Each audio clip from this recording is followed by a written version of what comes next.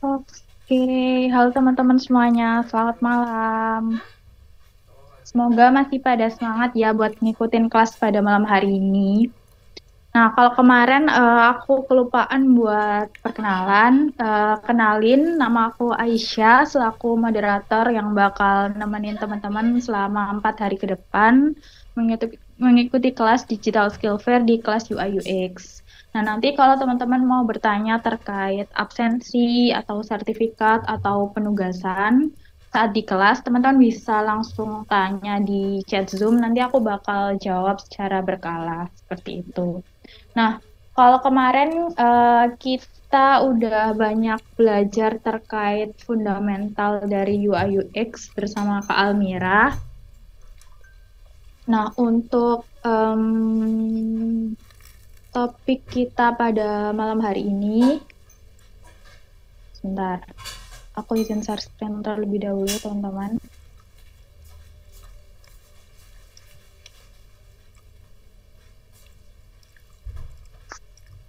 Oke, kalau kemarin kita udah bahas banyak banget sama Kak Almira terkait fundamental dari UI UX. Nah, hari ini temanya adalah terkait wireframe dan nanti juga di pertengahan, di akhir nanti juga ada informasi terkait penugasan juga. Jadi dimohon teman-teman untuk menyimak terkait penugasannya karena untuk penugasannya sendiri nanti akan mempengaruhi terkait sertifikat dari Digital Skill Fair teman-teman seperti itu. Nah, nanti seperti biasa ini ada pembukaan kegiatan dari aku, kemudian nanti ada pemaparan materi dari Kak Almira. Kemudian juga apabila teman-teman ada yang ingin ditanyakan, teman-teman bisa langsung raise hand atau bisa bertanya di kolom chat. Dan di terakhir ada penutupan. Kemudian juga seperti biasa aku bakal share absensinya secara berkala di kolom chat dan diharapkan teman-teman untuk mengisi absensinya karena untuk absensinya bakal berpengaruh ke sertifikat dari teman-teman itu sendiri. Nah, terus juga aku harap teman-teman juga bisa memanfaatkan kesempatan ini selama 2 jam ke depan sampai jam 9 WIB untuk bertanya terkait wireframe. Jadi dimohon untuk memanfaatkan waktunya dengan sebaik mungkin gitu. Nah, untuk mentor kita pada malam hari ini yaitu Kak Almira. Beliau merupakan UI UX designer dari Agritech Startup. Nah, sebelum itu, sebelum kita mulai, aku mau cek ombak dulu dong teman-teman buat yang udah ready buat nerima materi dari Kak Almira, bisa ketik angka 10 di kolom chat. Kira-kira teman-teman yang udah join ini ada sekitar 64 peserta, udah ready buat nerima materi dari Kak Almira belum ya? Nah, udah banyak nih yang ngetik angka 10 artinya udah ready juga. Thank you teman-teman buat responnya. Ini Kalmira. Halo Kalmira, selamat malam Kak. Halo Mbak Aisyah, malam malam juga ya teman-teman. Oke Kak, ini udah banyak yang komen ketik angka 10 artinya udah ready juga Kak buat nerima materi dari Kakak. Mungkin aku langsung mulai aja kalau gitu kepada Kak Almira, waktu dan layar Aisyah persilahkan. Oke, sip. Thank you Mbak Aisyah udah dibantu buat buka kelas ya. Oke, halo teman-teman. Gimana nih? Udah pada makan belum? Kalau pada belum makan, sambil kelas nggak apa-apa ya. Kalian mau sambil makan, nyemil, minum, bebas. Yang penting kalian tetap di depan layar, bisa dengerin dan bisa ngikutin apa sih yang sedang kita coba pelajarin ya pada malam ini. Ya. Oke, oh ya, aku mau ngecek dulu ke teman-teman.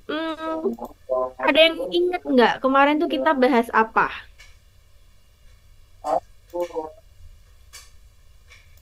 Yuk, ada yang inget nggak nih? Dasar UI UX, oke.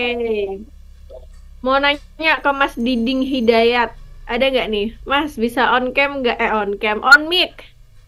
Mas Didik Hidayat. Oke, Yes. halo Mas. Oh, apa Mas, coba kemarin tuh belajar apa aja sih? Apa sih yang dimaksud dengan dasar UI UX? dasar UI UX apa ya? Bentar. Bukan dulu catatnya soalnya lupa. Oke.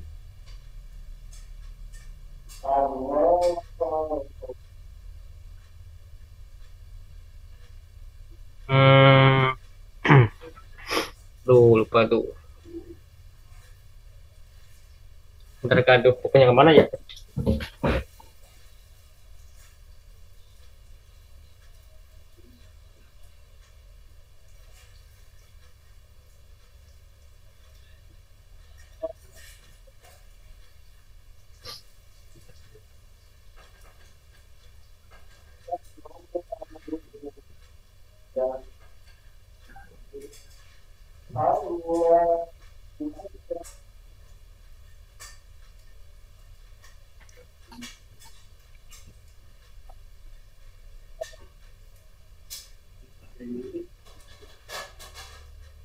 Udah ada belum, Mas? Aduh, kayak kak, bukunya kemana tuh? Saya lupa. Oke deh, kalau lupa mungkin ke yang lain ya. Siapa nih yang mau apa namanya nyumbang knowledge ke teman-teman yang lain? Kemarin kita belajar apa sih? Ada yang mau coba jelasin ke teman-temannya? Atau aku tembak aja nih? Siapa ya kira-kira? Nah, Mas Rafiq. Ada nggak nih Mas Rafiq? Tadi yang jawab di kolom chat mengenai Halo, halo. kredit. Halo Mas, gimana nih? Eh, Apa yang kita pelajari kemarin kira-kira? untuk kemarin Mhm. itu eh, pertama tuh awal fundamental. Hmm. Nah, untuk di fundamental itu aku nggak sempet join. Yang aku tahu itu cuma role, terus ada design thinking, habis itu ada apa lagi ya? Tools, tools untuk UI, UX, sama hmm, apa ya? Udah sih kayak itu doang, alat kerja itu kan tools, habis itu sama eh, yang tadi design thinking itu ada empathize, ideat, resonate, dan ada beberapa lagi saya lupa. Oke, mantap banget Mas Rafiq. Thank you ya udah bantu untuk mengulang pelajaran kita kemarin. Sama-sama. Thank you banget. Nah, oke, ini aku bantu coba perjelas lagi ya ke teman-teman yang mungkin kemarin lupa atau nggak bisa ikut full. Di hari kemarin tuh kita belajar mengenai fundamental UI UX. Benar, apa yang udah dikasih tahu sama teman-teman via chat ya. Ini udah banyak banget yang jawab UI UX, dasar UI UX, fundamental UI UX dan lain sebagainya. Nah, dalam fundamental UI UX itu sebenarnya yang kita pelajarin itu mengenai apa sih perbedaan UI dan UX kayak gitu ya. Terus kita lanjut belajar mengenai alur kerja dan spesialisasi dalam dunia UI UX. Nah, apa aja tuh spesialisasinya? Ada banyak ya, kalau nggak salah ada 6. Ada UX researcher, ada UX designer, ada UI designer, ada UX writer, ada UX engineer atau UI engineer, ada UX illustrator. Nah, kalau alur kerjanya si UI tim UI UX itu sendiri sebenarnya nggak jauh-jauh amat dari proses designing juga gitu ya. Dimulai dari proses riset seperti yang udah Mas Rafiq tadi bilang ya, dimulai dari proses riset atau empathize atau empati, lanjut ke proses apa namanya define atau menemukan masalahnya ini apa sih sebenarnya gitu ya. Lanjut ke proses apa namanya ngefiksasi ide-ide yang mau kita develop, lanjut ke proses prototyping hingga testing. Itu ya secara garis besar alur kerja dari UI UX. Nah, untuk alat kerjanya UI UX sendiri itu apa sih itu? Common atau yang paling biasa digunakan oleh tim desainer di UI UX itu adalah Figma. Kenapa Figma? Karena itu salah satu aplikasi yang udah powerful ya, udah banyak banget fitur-fitur yang mencukupi kebutuhan desain untuk mendesain aplikasi, untuk brainstorming bareng tim, itu juga ada ya, FigJam dan lain sebagainya. Bahkan sekarang juga ada fitur terbaru yaitu kita bisa membuat presentasi di Figma itu sendiri. Jadi kita nggak perlu bikin presentasi di tools yang berbeda kayak gitu. Jadi udah kayak all in lengkap. Nah, itu yang kita pelajarin kemarin. Oke, untuk hari ini apa yang akan kita pelajarin? Aku coba share screen ya, teman-teman. Ini dia. Oh, udah kelihatan belum?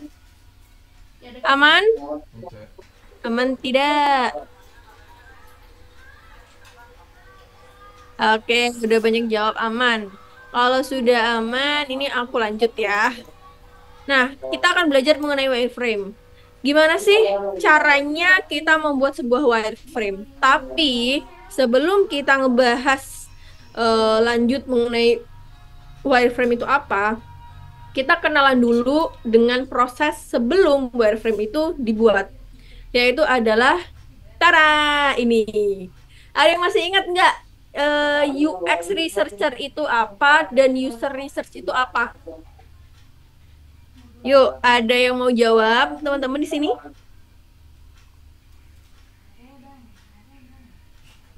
Ada yang mau on mic nggak? Raise hand mungkin. Yuk, siapa yang bisa jawab nih?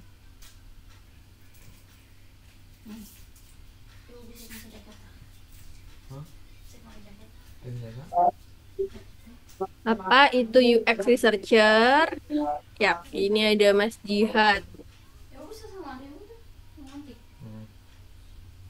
UX researcher yang melakukan riset atau UX researcher itu yang melakukan riset ya Kak untuk melakukan survei. Ya, benar nggak nih teman-teman? Ini ada yang nanya nih Mas Jihad. Kira-kira teman-teman ada yang tahu nggak jawabannya apa?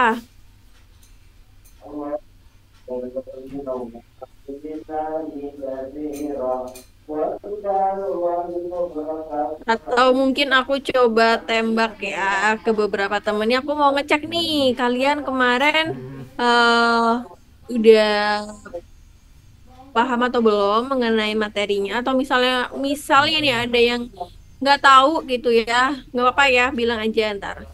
Kita coba ke siapa nih? Mbak Kayla Aureli, Mbak Kila, ada nggak nih Mbak Kila?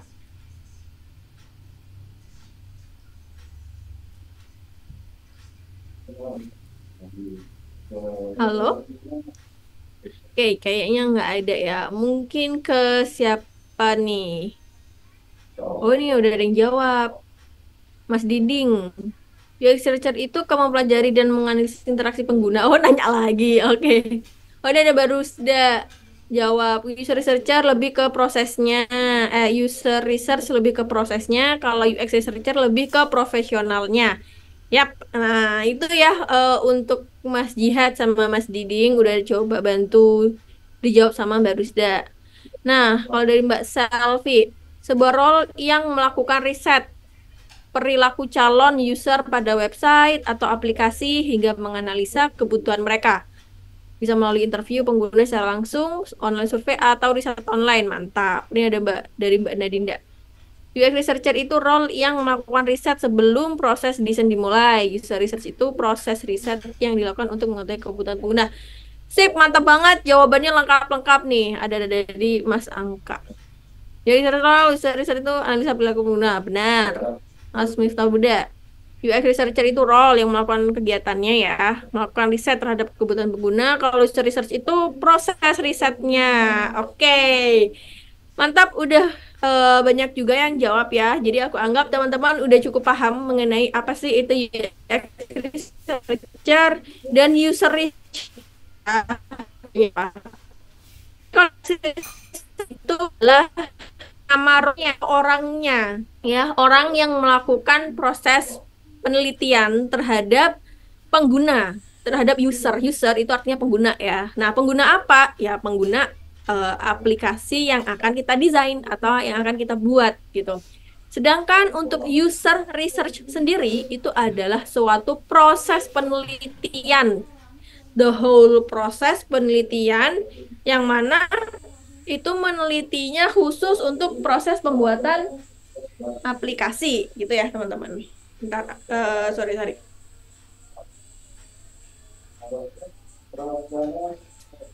Nah, seperti itu. Oke, lanjut. Sekarang kita bahas ke next modul.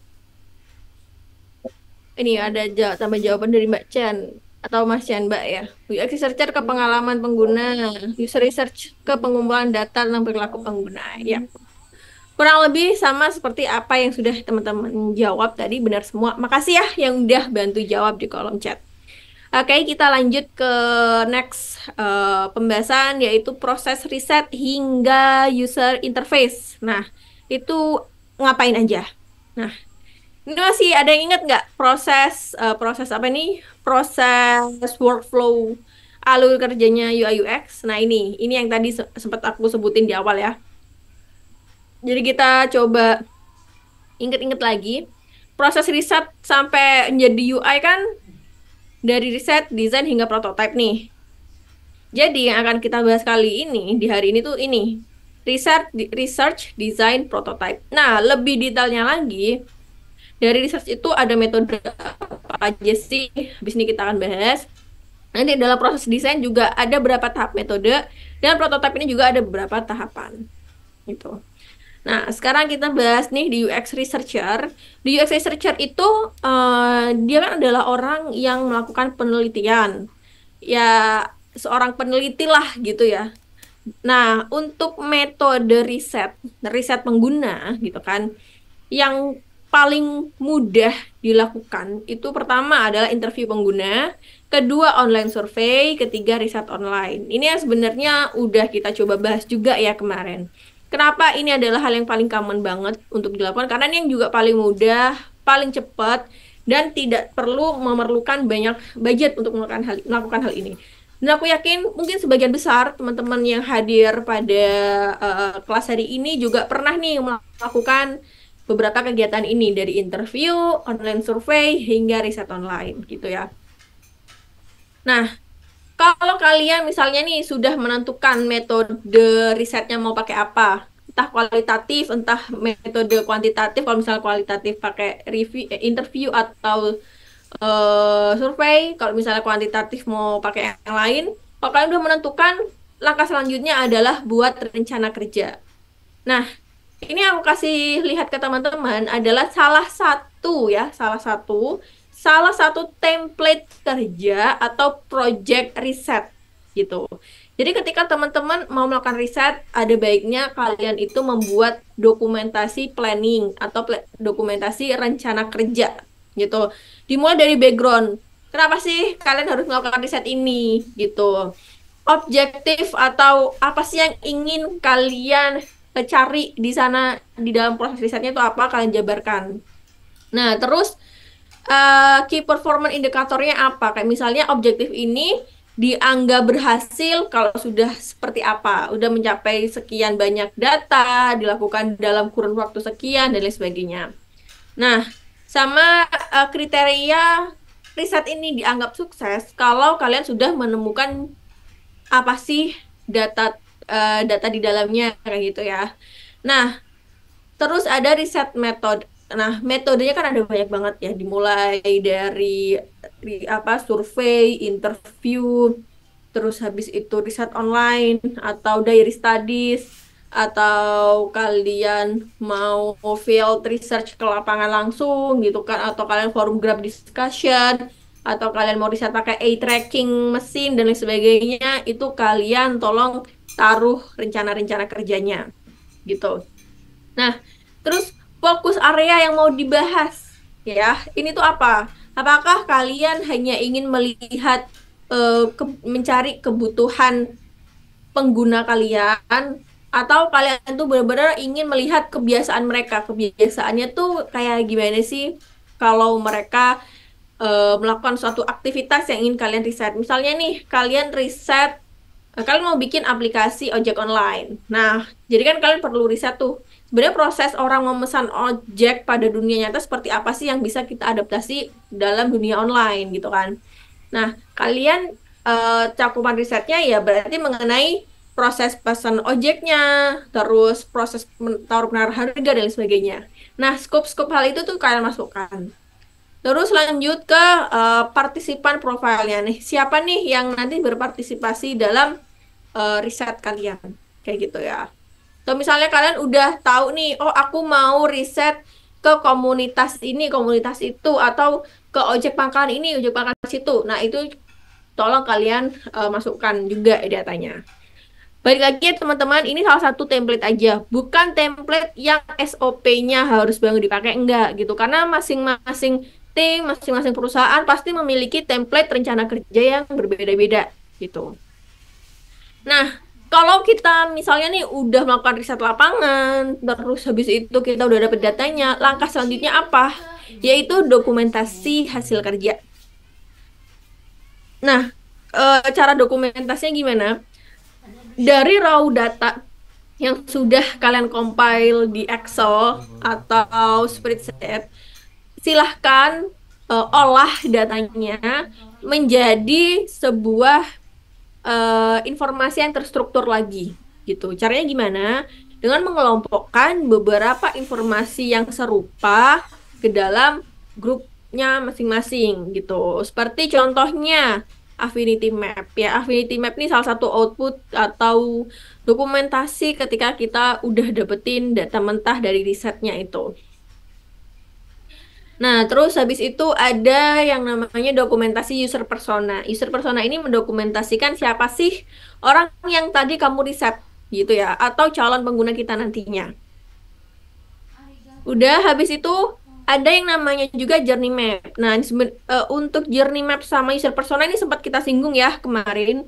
Cuman ini aku coba kasih tahu lagi ke teman-teman. Kalau journey map ini mengenai perjalanan pengguna dari awal hingga akhir ketika melakukan suatu aktivitas. Anggaplah kita masih stick to kembali ke ini ya, pakai contoh yang tadi mengenai ojek online. Berarti kalau misalnya kita terjemahkan ke journey map, kita itu bikin yang ini tuh misalnya kegiatan mencari ojek gitu. Nah, proses mencari ojeknya tuh kayak gimana sih? Kalian jabarin dengan detail.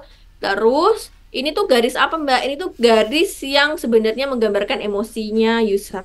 Kalau user itu merasa senang gitu kan, berarti emosinya lagi naik gitu, lagi bahagia. Mungkin cari ojeknya deket rumah, akhirnya dia merasa sangat cepat dan terbantu gitu. Tapi mungkin tiba-tiba bisa anjlok kalau misalnya ada user yang ternyata ojek pangkalnya jauh banget, jadi dia harus jalan jauh atau harus diantar keluarga dulu hingga ke ojek pangkalan kayak gitu. Lanjut ke proses, misalnya ini adalah proses tawar-menawar harga gitu. Dimana ketika kalian jelaskan prosesnya di sini gitu kan. Bentar, ini aku pakai annotate biar kelihatan. Nah, misalnya ini.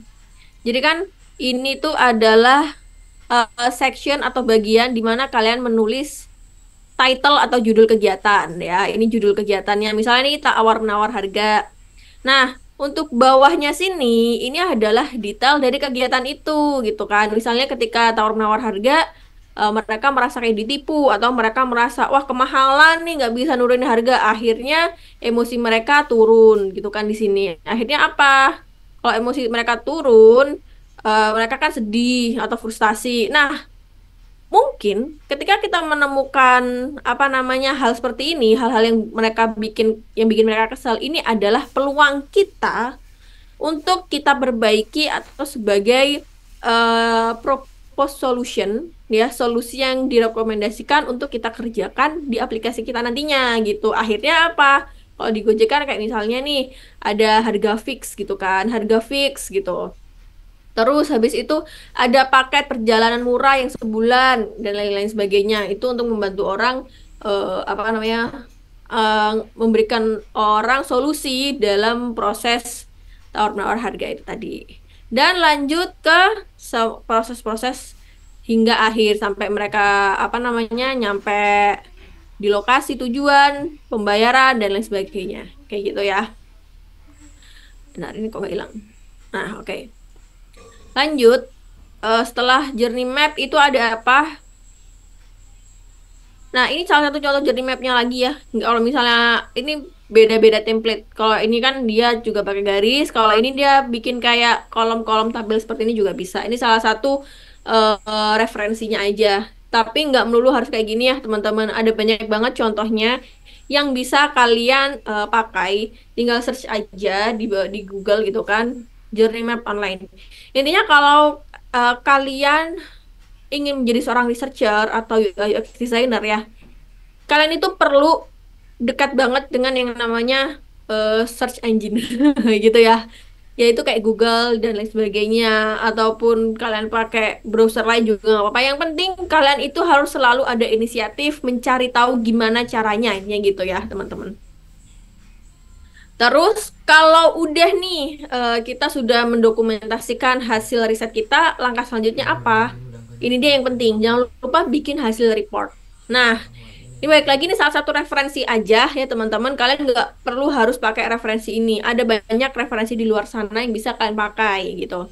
Nah, dalam summary reportnya apa aja nih yang sudah kalian temukan gitu. Bikin aja summary-nya. Terus dari yang hipotesis di awal yang kalian tentukan, dari masing-masing hipotesis, mana nih hipotesis yang ternyata benar dan mana hipotesis yang salah gitu.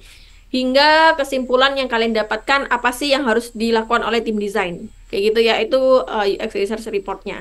Kenapa report ini penting? Karena report ini yang akan sebagai apa namanya, suatu alat komunikasi untuk kalian ke tim desain, ke tim project atau product manager, ke atasan kalian, ke tim marketing atau tim-tim divisi lain yang terkait dalam proses pembuatan produk ini, gitu ya. Jadi daripada kalian ngomong sampai berbusa, udah kasih aja dokumen reportnya, mereka bisa baca sendiri. Itu. Kalau misalnya nih semua hasil data udah terkumpul gitu kan, udah banyak ide juga, apa nih harus kita lakukan kira-kira? Yaitu kita perlu memprioritaskan hasilnya gitu. Nah, tapi gimana nih cara kita memprioritaskannya? Kita bisa melakukan, kita bisa menggunakan apa ya, ini alat bantu atau template atau apa ya, yang disebut dengan matrix priority. Nah, sebenarnya teman-teman nggak usah khawatir ya apakah ini dilakukan sendiri oleh tim UX researcher, sebenarnya enggak gitu. Karena kalian nanti ketika akan menentukan matriks atau menentukan prioritas, itu kalian pasti akan dibantu oleh project manager atau product manager gitu. Karena mereka yang paling tahu nih kebutuhan bisnisnya yang mana dan kayak apa gitu kan. Oke. Ketika kalian udah kolaborasi, kalian harus menentukan matriks prioritas, itu dibagi menjadi 4 bagian. Yang pertama, ketika kalian menemukan ide, dan ketika kita lihat idenya itu memerlukan usaha yang besar. Maksudnya usaha yang besar itu apa? Misalnya harus mengerahkan banyak orang, terus mengeluarkan budget yang besar, kayak gitu. Itu kita masukkan ke yang bagian sini nih. Terus kita lihat, value atau impact-nya besar nggak dampak ketika ide ini udah kita realisasikan. Kalau ternyata dampaknya itu kecil, ya udah kita taruh di sini gitu. Kalau misalnya dampaknya itu besar, kita taruh aja di bagian sebelah sini gitu. Nah, sebenarnya dalam proses menentukan matriks prioritas itu ada banyak apa ya, acuan ya sebenarnya, nggak melulu kayak high effort sama high value. Ada juga yang high benefit dan dia ngitungnya secara manfaat dan cost atau biaya kayak gitu. Tapi sebenarnya kurang lebih sama. Yang dicari itu adalah mana ide yang memberikan dampak besar tapi low effort. Intinya itu ya. Dan biasanya itu yang akan dikerjakan terlebih dahulu gitu. Nah, kadang biasanya yang dipilih, yang pasti selalu dipilih itu adalah ide-ide atau kerjaan yang dia itu emang dampaknya paling besar untuk bisnis kayak gitu ya. Kalau misalnya emang lagi ada budgetnya, ya pasti itu langsung dijadikan yang pertama untuk dikerjakan kayak gitu. Nah, terus kalau misalnya nih ada sebuah ide atau kerjaan yang ternyata dia itu masuk ke dalam section do later atau yang dikerjakan paling terakhir nih Mbak, itu dikerjakannya kapan?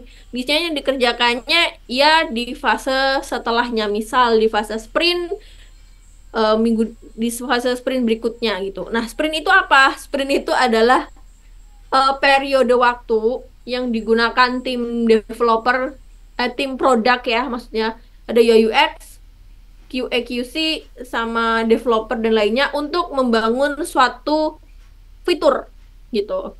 Misalnya untuk membangun fitur Go Ride gitu. Karena kalau ini ojek online lagi nih, Go Ride gitu. Untuk membangun fitur Go Ride itu mereka memerlukan satu kali sprint. Satu kali sprint itu berapa sih waktunya? Biasanya ada yang 1 minggu hingga 2 minggu kayak gitu ya. Jadi kalau kita ngomongin ya udah ini dikerjakan di next sprint, ya antara 1 minggu lagi atau 2 minggu kemudian baru dikerjakan kayak gitu. Nah, ini salah satu contoh matriks prioritas ya. Jadi kalau misalnya ada low effort tapi low value, ya udah do later. Kalau low value dan high effort, mungkin ini nggak akan dikerjakan karena kayak ya ngapain kita buang-buang banyak waktu dan tenaga, buang-buang manpower, tapi nggak berdampak besar bagi penggunanya nanti gitu. Nah, terus kalau misalnya yang dilakukan sekarang adalah yang high value tapi low effort yang seperti tadi aku coba jelaskan. Terus bentar ya, aku lihat di chat meeting. Oke. Oke, jangan lupa ya teman-teman untuk nyatat pribadi ya, nyatat di buku catatan pribadi karena recordingnya nggak dibagikan gitu. Oke, lanjut ya teman-teman.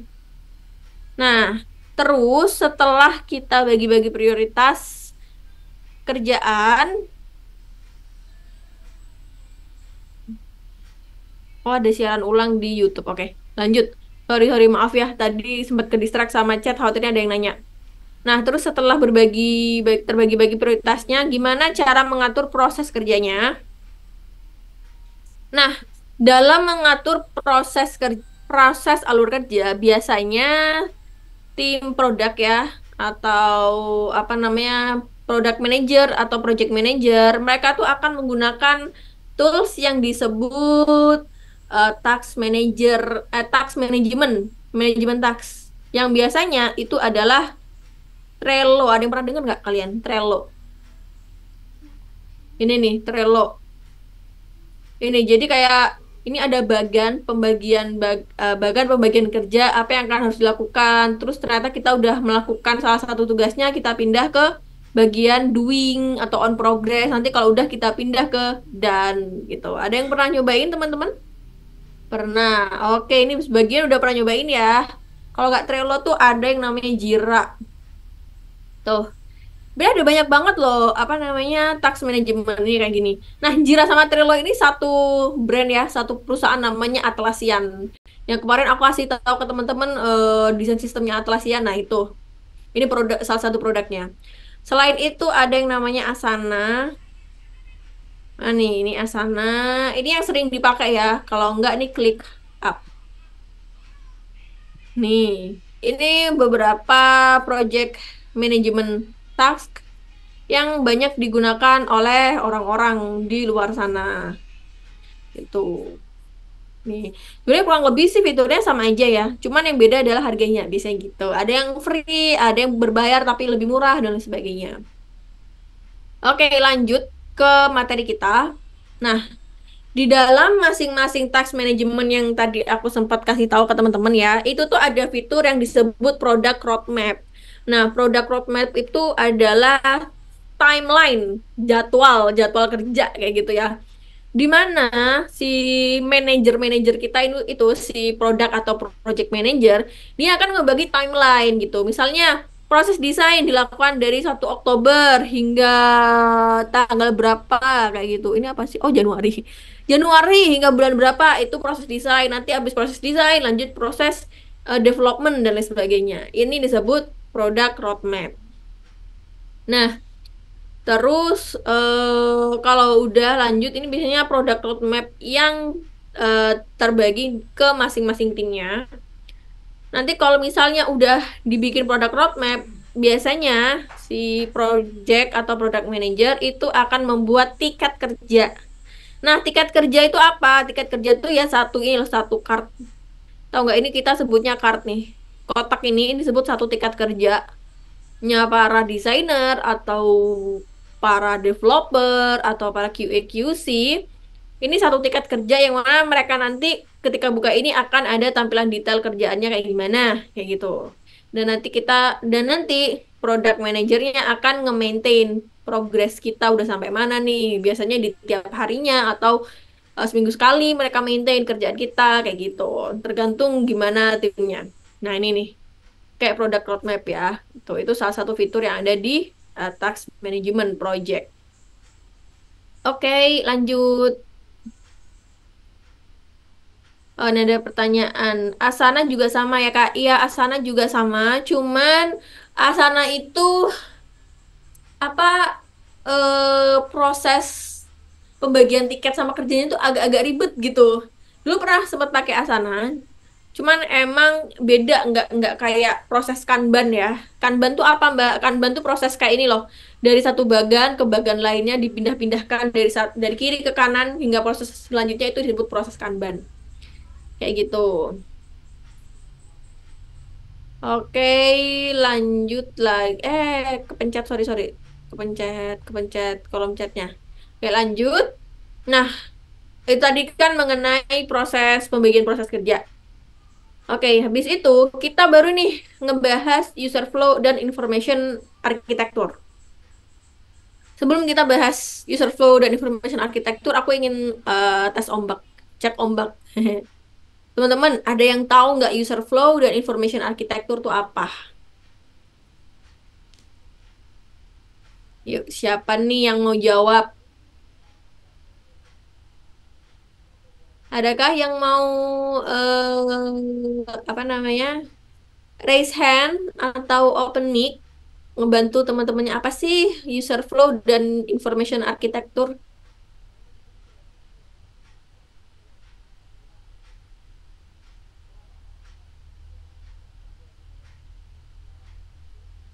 Mbak Selvi, oke. Mbak Selvi bisa on mic nggak?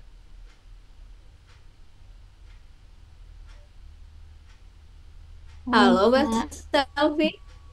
Halo Mbak. Ya, user flow apa tuh kira-kira?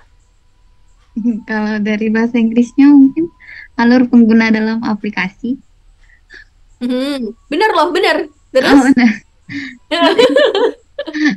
Information arsitekturnya mungkin informasi apa yang mau dibagiin dalam aplikasi. Terus apa lagi nih? Itu kan informasinya. Nah, kalau arsitekturnya tuh apa sih sebenarnya kayak apa ya? Susunan mungkin. Yes, benar. Benar banget. Susunan informasi, Mbak. Mungkin dapat clue lagi nggak nih, Mbak Selvi? Atau udah itu? Kayaknya baru segitu deh. Oke, thank you ya, Mbak Selvi, untuk bantuannya. Oke, ini ada jawaban nih. Cukup makan dari Mbak Rusda. Halo Mbak Rusda, bisa on mic nggak?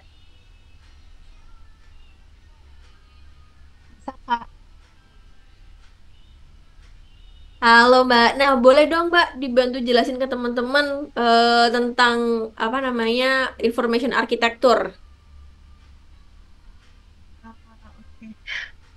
Izin jelasin ya Kak. Jadi kalau misalnya yang aku pahamin itu tuh information arsitektur tuh kayak lebih arsitek penting sampai yang apa ya, yang sebenarnya bisa yang sampai bukan nggak penting tapi maksudnya contoh mudahnya gitu kayak misalnya kalau misalnya kita beli di e-commerce gitu contohnya, di situ tuh kan misalnya ada tiap misalnya kita tuh kan kalau lihat di aplikasi tuh pasti ngelihat apanya dulu nih, apakah harganya dulu, apakah gambarnya dulu. Nah, itu tuh ya yang peran pentingnya tuh ada di information architecture, gimana kita ngurutin apa namanya, si informasi yang mau ditampilin ke user gitu. Iya, benar. Benar banget. Thank you Mbak Rizda untuk bantuan jawabannya. Jadi ini Oke, Kak. tambahannya ya. Kalau information architecture itu gimana kita menyusun informasinya, yang paling penting dulu, atau mungkin itu adalah informasi paling besarnya dulu nih. Nah, kayak gitu ya.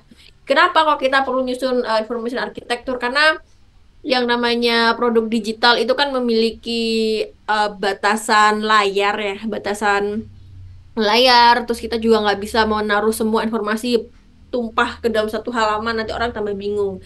Nah, jadi biar tersusun rapi dan kita bisa membacanya dengan mudah dan kita bisa nge-tracking nih, ini dari mana ke mana sih informasinya, itu kita pakai si information architecture kayak gitu. Ini dari Mbak Dena. Information architecture itu untuk arsitektur atau fitur yang akan dibuat dalam aplikasi gitu. Ya, kalau misalnya arsitekturnya sistem itu disebut apa namanya, software, bukan software engineer. Jadi lupa ya. Itu masuk ke dalam role developer ya. Aku jadi lupa lagi namanya, itu sistem arsitektur atau apa gitu ya. Nah, kalau misalnya information architecture-nya ini biasanya yang mengerjakan ada dari tim UI UX dibantu juga dengan project manager, atau biasanya yang mengerjakan ini dari tim software arsitektur. Bentar, kok aku jadi lupa nama role-nya ya. Ini sebenarnya role di apa namanya, tim dev.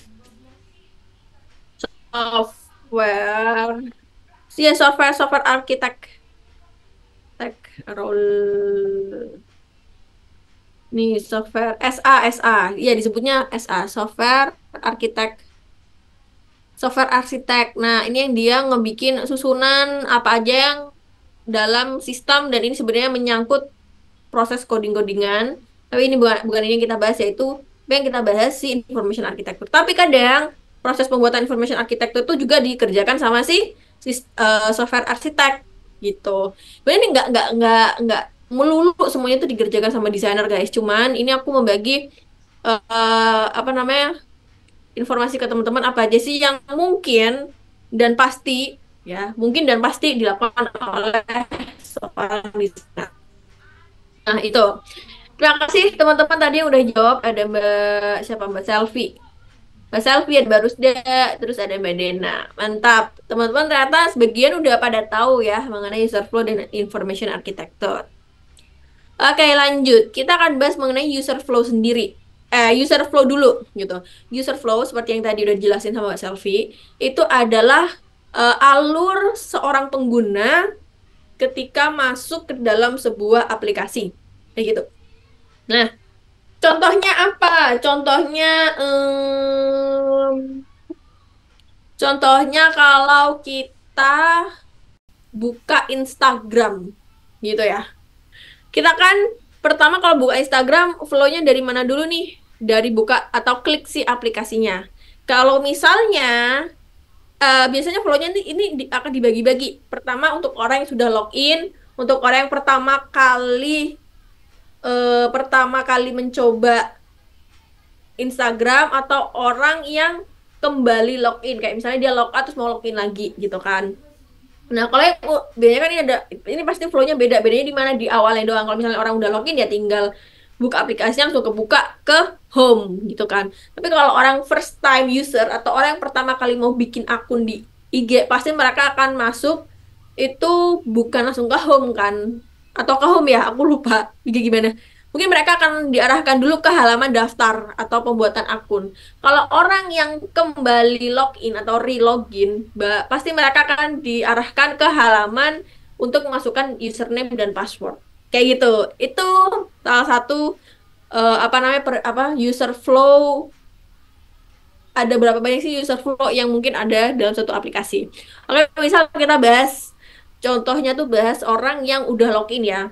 Kalau misalnya misalnya kita bikin user flow untuk orang yang udah login, startnya itu kan dari buka aplikasi, nanti masuk ke sini notes, nanti dia akan masuk ke home. Gini, kita tulis home. Jelek banget tulisanku. Oke. Lanjut, kalau misalnya ini anggaplah ini IG ya contohnya, guys. IG. Nah, habis itu ke home misalnya habis home dia ngapain kegiatannya scrolling gitu atau dia buka explore gitu. Explore, deret gitu. Habis itu dia explore atau mungkin dia habis itu lanjut ngapain gitu. Nah, ini kan barusan ketika aku mau memetakan user flow bingung ya, ini lanjutannya ngapain gitu. Karena ternyata aku ngomongin user flow tuh gak ada konteksnya guys. Jadi kita perlu bikin konteksnya dulu. Jadi konteks dari user flow, clear out the week. Oke, ini aku coba langsung buka Figma ya, biar teman-teman bisa lihat. Bentar, karena tadi kan aku ngobrol tanpa konteks, jadi bingung. Ini mau bikin user flow apa? Jadi, mari kita pindah tempat, bukan di PPT, di Figma, gitu. Jadi, ketika kita mau bikin user flow, pertama kita harus ngomongin dulu konteks user flow-nya tuh mengenai apa, gitu ya. Misal, kita mau bikin flow untuk login, wah kecil sekali. Login Instagram. Jadi kalau kita mau bikin user flow, kita tentukan dulu konteksnya ngapain gitu ya. Oke, kalau kita login Instagram, misalnya apa dulu? Startnya itu dari halaman halaman apa guys? Password. Halaman awal. Aduh, aku nggak ngerti, lupa namanya ya. Anggaplah kayak gini, halaman awal. Mungkin ada teman-teman yang mau bantu ngedikte aku. Oh, Branda. Kalau mau login dulu, login. Dia mau masukin username sama password tuh halaman apa ya namanya? Homepage. Oh, bisa masuk ya tanpa dia masukin password dan login. Oke, anggaplah ini login page tuh ya. Gimana sih? Aku kok lupa mau ngasih contoh. Sret. Selanjutnya apa? Habis itu ngapain guys? Ngisi ngisi password dan akun. Apa sih password? Ya, akun. Terus bis itu nextnya ngapain? Dia ke home kalau sukses ya. Home. Nah, masalahnya ini kan kalau sukses. Gimana kalau tidak sukses gitu? Ada opsi kedua yaitu relogin lagi, bener nggak sih? Karena dia gagal. Aku lupa lagi. Aku lama nggak pakai IG guys, maaf. Jadi kayak gini ya, misalnya ini ada sebuah opsi cetek cetek kayak gini atau dia kayak gini kan. Nah, ini yang disebut user flow. Kalau misalnya dia udah berhasil masuk ke home, udah nih, berarti selesai. Udah end prosesnya di sini atau sini. Kalau relogin ya sebenarnya mereka balik lagi ke sini gitu ya. Ini ini ini harusnya kayak gini, bukan kayak gini. Set. Bikinnya kayak gini. Set, set, set, balik lagi ke sini. Bread. Gini ya bikinnya. Lah, ini ya. Gini guys. Ini berarti untuk flow login Instagram cuman sampai segini. Ini yang disebut satu flow login Instagram. Oke, misalnya kita ngomongin next flow. Misalnya ini adalah user flow konteksnya menambahkan teman di Instagram. Ada yang bisa bantu nggak menambahkan add friend? Add friends. Kalau kita mau add friends di Instagram, kita startnya dari apa dulu?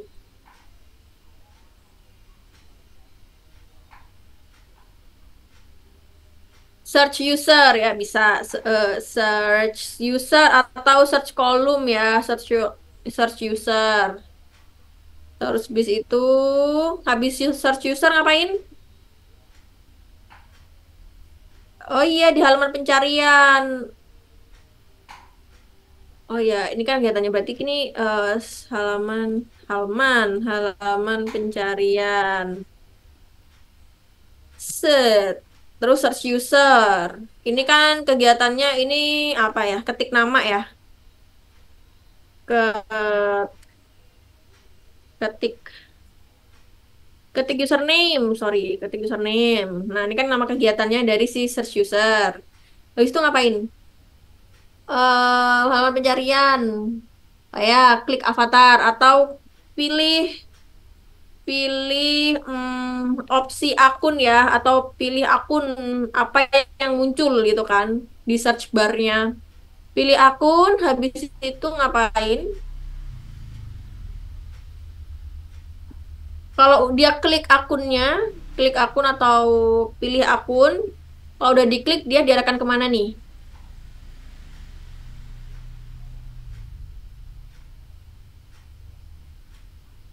Ke profil pengguna Yap, profil account. Udah deh, habis itu kalau mau menambahkan teman, klik apa guys? Klik follow button, klik follow button, set. Ini dia, udah jadi apa ini namanya? Apa ini namanya? User flow untuk add friends. Nah, sampai sini gimana teman-teman? Udah cukup paham nggak mengenai user flow?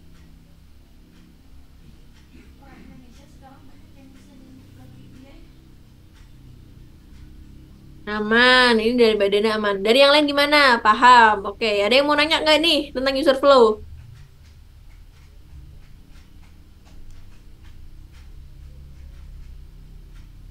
Aman ya. Nah, ini aku tambahin penjelasan. Tapi guys, ketika kita bikin user flow, itu tuh sebenarnya bukannya nggak bisa sih. Umumnya, biasanya kita tuh kalau bikin coretannya emang kayak gini. Cuman ketika kita mau mendokumentasikan user flow kita menjadi dokumen resmi, itu tuh ada beberapa sebuah shape, shape atau bentuk ya, atau template nggak ya template user flow yang perlu kita ikutin. Templatenya kayak gimana? Templatenya itu kayak gini. Nggak bisa dikit oh ini ya. Aduh lama. Wait, mana yang lebih mendekati ini ya? Jadi ketika kita mau menandakan, oh ini nih penjelasannya. Jadi ketika kita ingin melakukan mulai atau akhir, biasanya bentuknya bulat atau yang kayak gini, gitu. Ketika kita menjelaskan sebuah proses kegiatan, itu bentuk shape itu kayak gini nih, kotak. Kotak kayak gini. Terus kalau kita menjelaskan, oh ini ada opsi, misalnya gagal berhasil atau delete atau enggak, itu kayak gini. Nah, ini menerangkan alurnya. Dan ini proses masukan atau keluaran, misalnya mau masukkan data KTP atau apa kayak gitu, itu kayak gini. Kalau kita balik lagi ke sini, berarti berarti yang startnya kan dari sini. Kalau ini startnya, ya mirip diagram flowchart, benar banget mirip emang. Fill tambah stroke, jebret, salah stroke. Nah, berarti karena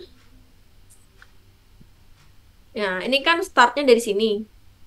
Ya, berarti dia bentuknya kayak gini. Karena ini adalah sebuah proses, ini nggak ada buletannya kayak gini. Kayak gitu ya. Berarti ini juga kayak gini bentuknya. Terus ini juga kayak gini. Nah, terus mengenai yang ada opsinya tadi, yang kayak ini nih, guys. Kalau yang ada opsinya, itu berarti kita bentuk ketupat, apa ya namanya ketupat ya, layang-layang lah atau apapun itu, nggak presisi maaf. Nah, di sini nanti itu akan ada keterangan. Oh ini bukan sih, bukan ini. Biasanya Kalau ini di proses apa namanya, misalnya di halaman akun ya. Misalnya mereka masuk halaman akun, terus mereka ingin logout. Kan biasanya ada pilihan ini, jadi logout nggak? Jadi logout nggak? Apakah ada serius logout gitu? Nanti ada pilihan yes atau pilihan, ini ada pilihan yes, ini ada pilihan no. Kalau misalnya yes, nanti mereka arahnya kemana? Kalau misalnya mereka no, nanti arahnya kemana? Kayak gitu. Gitu. Misalnya logout ya. Nanti kalau misalnya logout, kalau no ya stay di aplikasi. Kalau yes berarti ya keluar apps gitu. Ini yang disebut sama apa namanya option tadi. Gitu, teman-teman. Bentuknya belah ketupat kayak gini. Gitu. Ada pertanyaan. Oh, bentar. Buat bagian search akun pakai jajar genjang Kak? Iya, soal inputan. Yap. Dari Mas Jihad. Mbak Siti, Kak, baiknya buat user flow per section atau boleh langsung menyeluruh, Kak? Biasanya tuh per satu proses aja, karena kalau keseluruhan aplikasi itu panjang banget. Gitu. Misalnya kalau misalnya nih balik lagi ke ojek online ya. Misalnya flow go right, ya udah cuman ngebahas dari mereka mau pesan ojek online hingga mereka proses bayar. Udah kayak gitu doang, nggak dicampur sama proses go-kart dan lain sebagainya. Karena biasanya kan itu panjang banget ya kalau dicampur-campur. Dari Mbak Citra. Kalau biasanya di project real user flow itu dibuat per task, per halaman atau per fitur gitu. Nah, biasanya si user flow ini yang bikin UI UX designer. Tapi kadang yang membikin user flow itu technical writer. Tapi kadang yang bikin itu project manager atau product manager. Tergantung gimana pembagian tugas di perusahaan itu. Gitu ya guys ya. Gitu. Nah, tapi seenggaknya kalian belajar biar tahu gimana sih cara bikinnya. Gitu. Oke, kita balik lagi ke materi. Ini dia.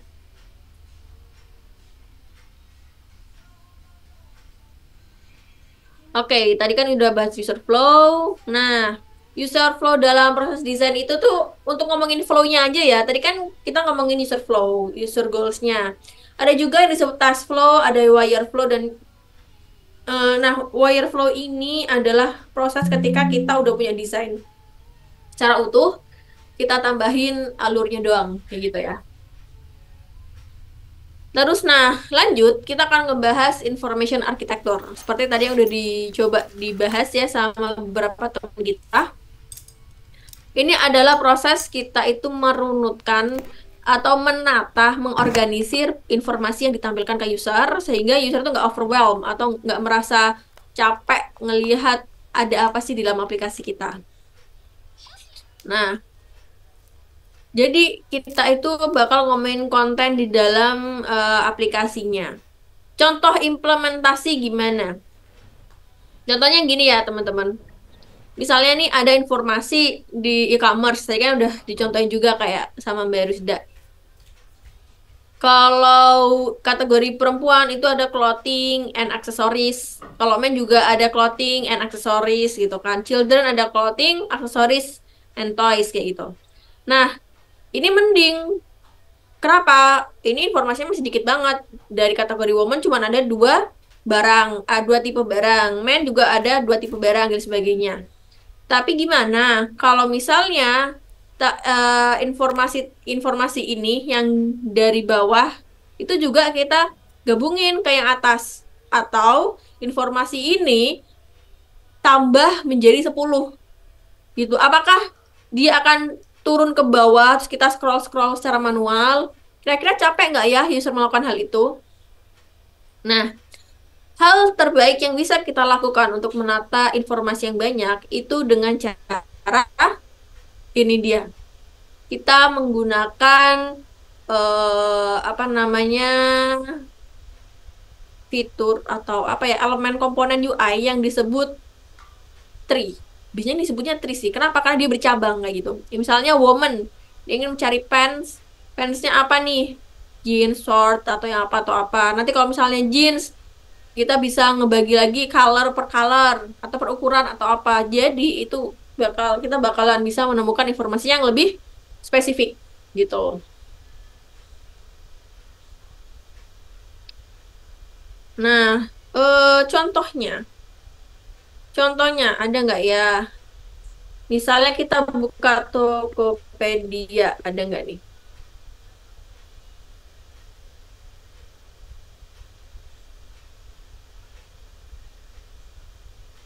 Kalian coba cek. Oh, nggak ada pertanyaan. Oke, aman. Nah, di Tokopedia. Teman-teman, ada yang tahu nggak kira-kira information arsitektur di sini itu letaknya di mana?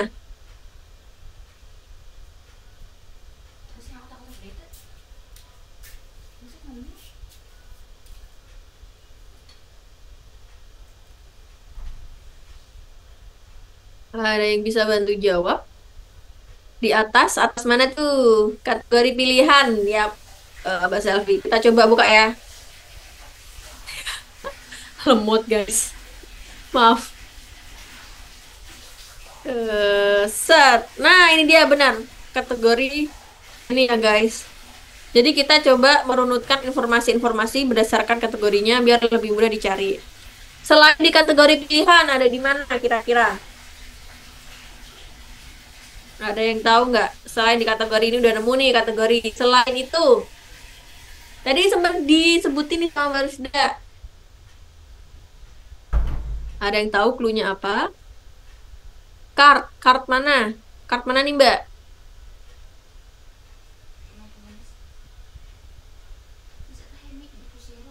Yuk, mana nih information arsitekturnya?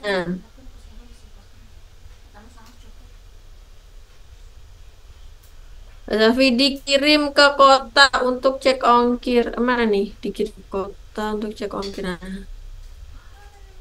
Mana ya dikirim ke kota? Oh, ini. Pojok ini. Ini apa sih kalau dibuka? Kok nggak mau dia? Nggak mau, gengs. Lemot kayaknya di aku. Oke, coba. Ini dia. Sama banget. Yap. Oh, ini kirim belanjaan kemana? Nah, kira-kira Mbak Selvi bisa on mic nggak? Iya, Kak.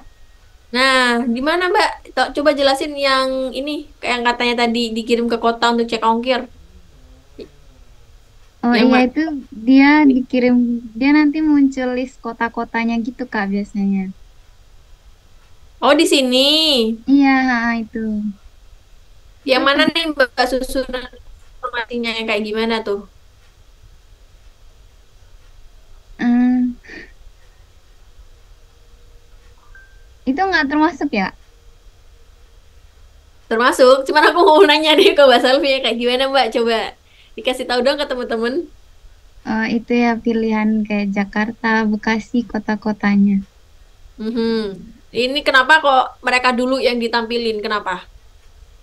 Karena itu mungkin karena banyak pengguna Tokopedia dari situ. Ya, bisa kayak gitu ya, teman-teman. Jadi ketika kita menampilkan sebuah informasi, pasti ada alasan kayak mungkin kayak kata Mbak Iya, Selvi itu. banyak dari sini atau banyak apa namanya penjual yang dari sini atau apa kayak gitu. Nah, terus habis itu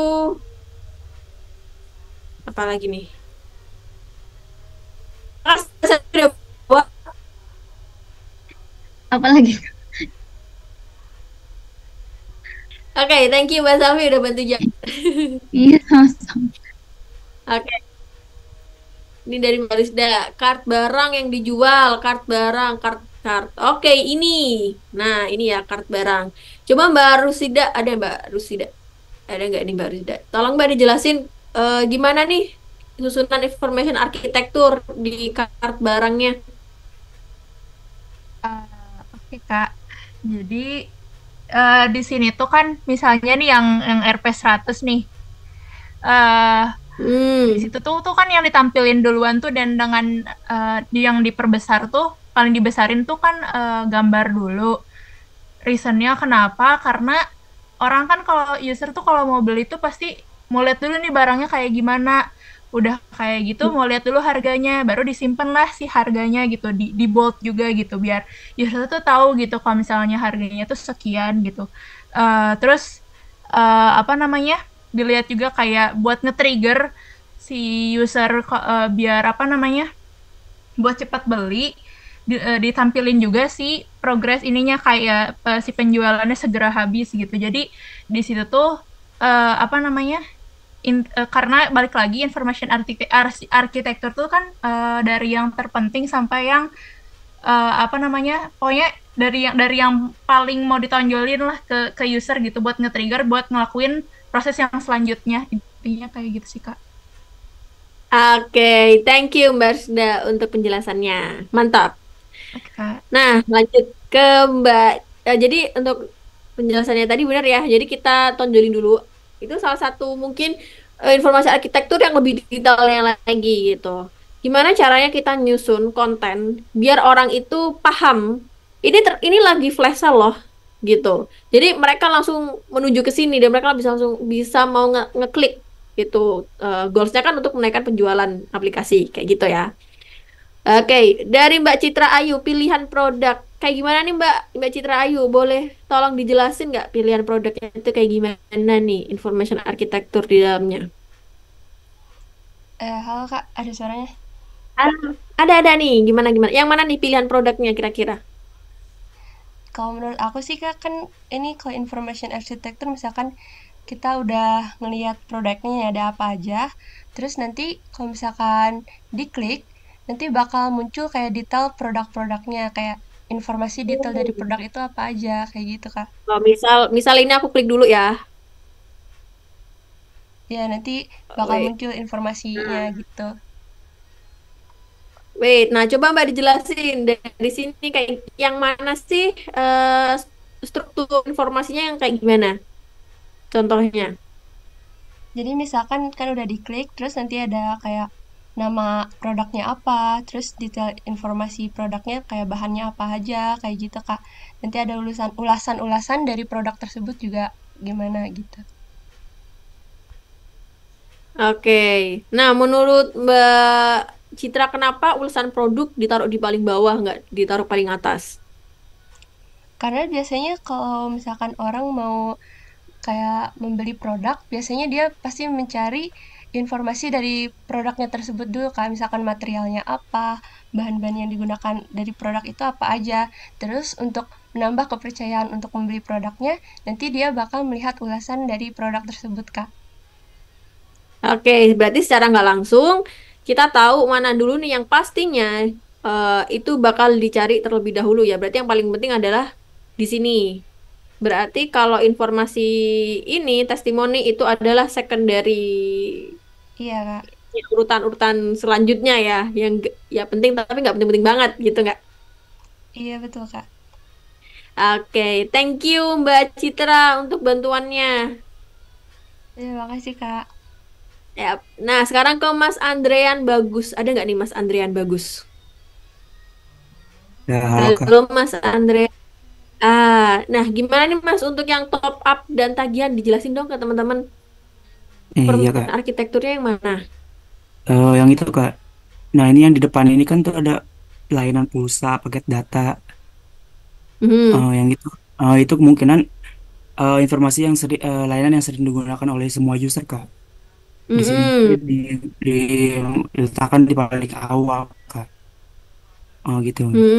Nah Benar. kalau misalkan masuk ke dalam lagi lihat semuanya itu. Ke dalam mana nih? Masuk ke yang lihat semua Kak. Oh lihat semua, oke. Itu kayak yang hijau Kak. Ya. Tuh. Nah ini gimana tuh? Nah, kalau yang ini tuh lebih spesifik lagi untuk user yang sudah login Kak. Jadi misalkan saya gini, saya sering menggunakan pulsa Terus agen listrik itu mungkin tuh taruh atas di sini Kak. Jadi ini spesifikasi untuk kita yang sudah login Kak gitu. Tuh Oh, gitu. informasinya. Untuk orang yang sudah login. Dan mungkin ini yang tadi Mas Dari Andrian bilang yang sering dicari juga ya. ya betul. Kalau saya cari itu yang di depan kali kayak semua user bisa Hmm. gunakan gitu. Ah, Bisa ya, ya, ya. digunakan. Ya Nah, gitu. kalau misalnya nih, urutan dari atas ke bawah, pembedanya apa, Mas? Nah, itu sih Kak, paling atas itu paling yang sering digunakan kan kalau Mm-mm. beli data pulsa tuh pasti sering kan beli Kak. Mm-mm. Nah, kalau Oke, bayar tuh ke sekunderinya itu buat bayar tagihan yang lain. gitu. Untuk Oke, yang ke bawahnya itu mungkin yang jarang digunakan Kak. ya Atau benar. sekali-sekali. Untuk ini, Mas, misalnya pengelompokan kayak gini, ini termasuk information architecture nggak nih? Iya Kak, mungkin. Iya mungkin. Iya Kak itu. Ah, iya nggak? Iya iya itu informasi itu juga Kak. Iya, ini juga termasuk. Iya Ya, benar-benar. nah, oke, mantap. Thank you ya Mas Andrian udah Iya, bantu jawab juga sama. dan ngejelasin ke teman-teman. Oke, kita lanjut balik ke pembahasan materi. Nah, oke, lanjut. Nah, sekarang aku mau kasih tebak-tebakan ke teman-teman. Yuk, lihat laptop semua ya. Lihat ke layar masing-masing. Aku punya data seperti ini, guys. Punya data kayak gini nih nyampur. Tabel. Aku punya material pulpen, pensil, kategorinya ATK. Harganya kayak gini. Nah, terus aku tuh mau menyusun informasi ini ke dalam sebuah drop down search bar gitu. Kayak misalnya di Tokopedia kan ada kolom search ya. Nah, gimana caranya aku menyusun informasi ini? Apakah aku tinggal tulis aja ke bawah kayak gini atau mungkin ada cara lain agar aku lebih mudah menemukan barang per kategorinya?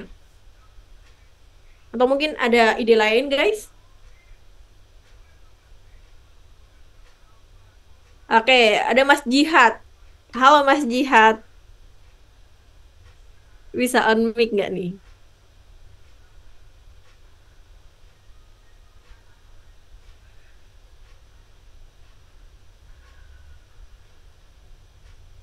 Oke, mungkin Mas Jihad terkendala on mic. Mungkin ke Mbak Suci. Ada nggak nih Mbak Suci?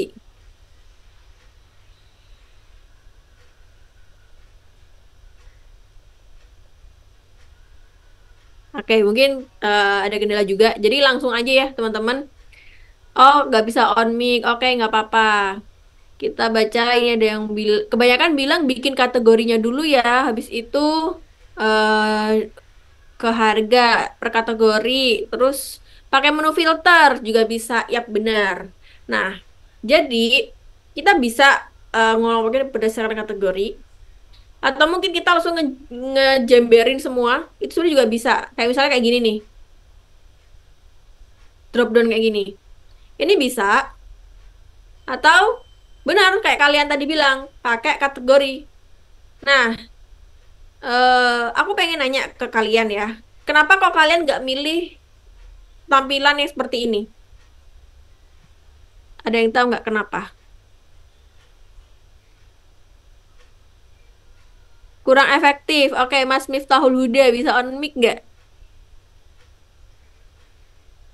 Halo Kak, baru saya Halo dengar. Mas. Oke, Mas coba jelasin nggak efektifnya kenapa?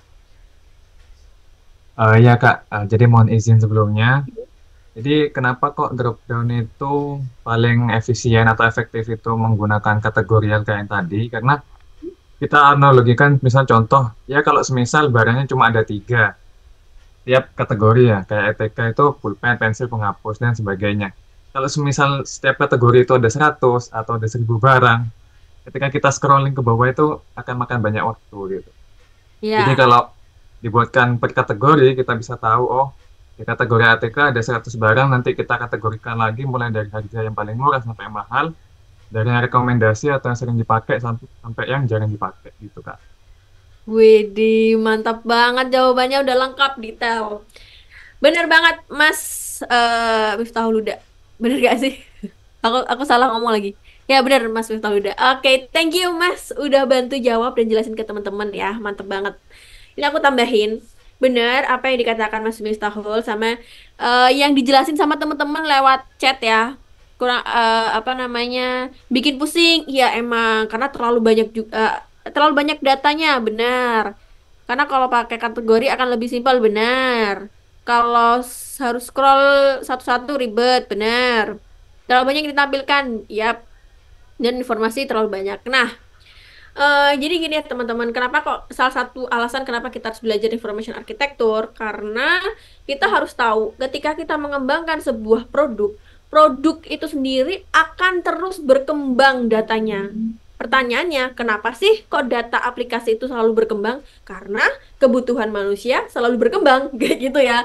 Jadi semakin nambahnya kebutuhan manusia, pasti aplikasi juga akan berkembang dan itu akan membuat kalian harus mikir, wah ini nanti kalau datanya banyak banget sampai 10.000 sampai 1 juta, gimana cara nampilinnya? Gimana caranya user bisa nyari data dengan cepat, kayak gitu.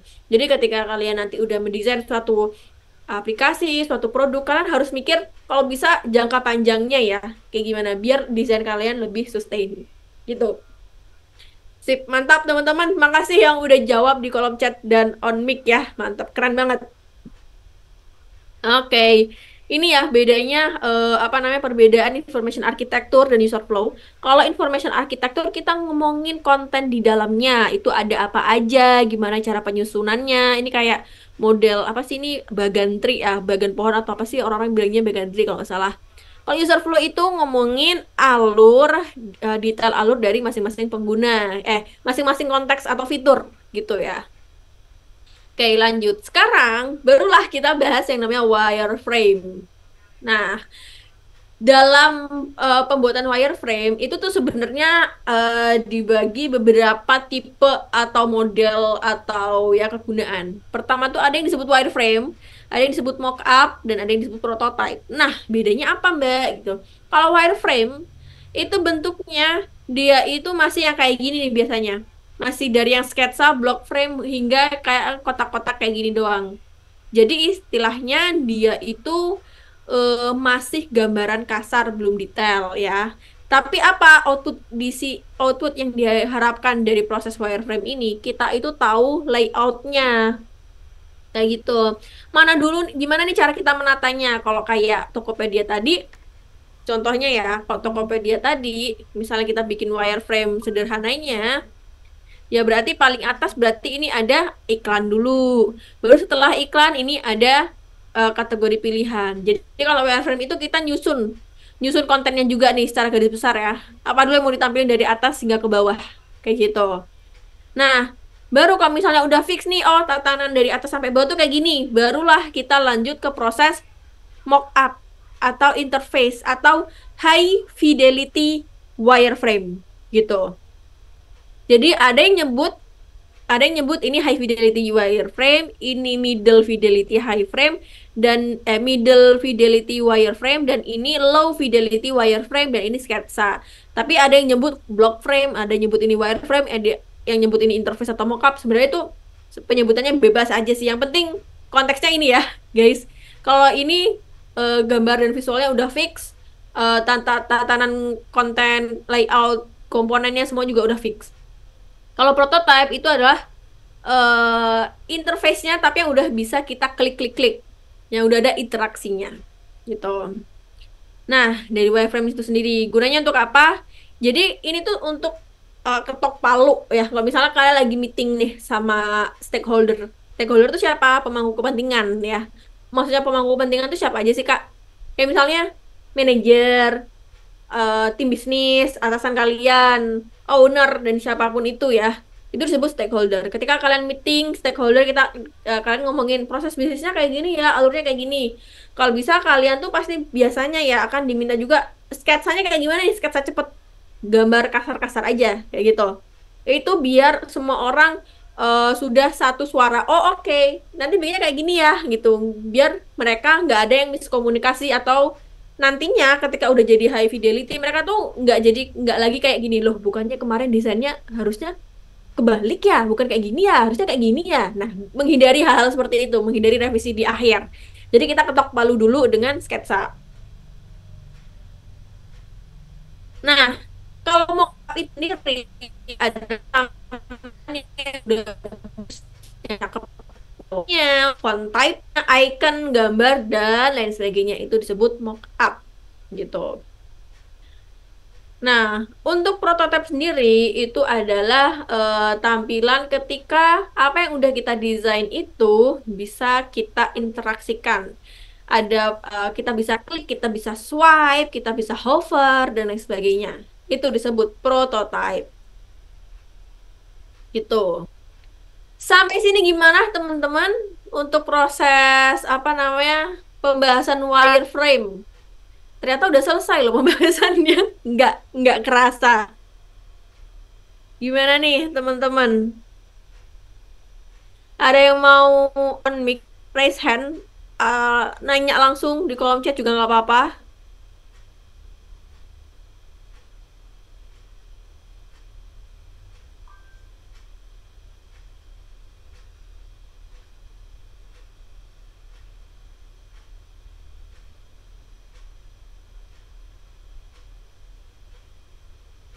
Gitu ya, suaraku kedengeran nggak ya?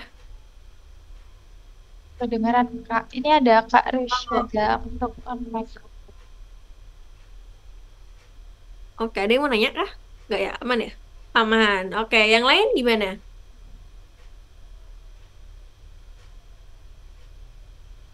Aman. Oke, kalau aman. Hehehe. Kalau semua aman. Oh, Kak Rusda raise hand. Oke, Kak Rusda. Mana Mbak Rusda? Sorry, sorry. Kak. Halo Mbak, Mbak gimana Mbak?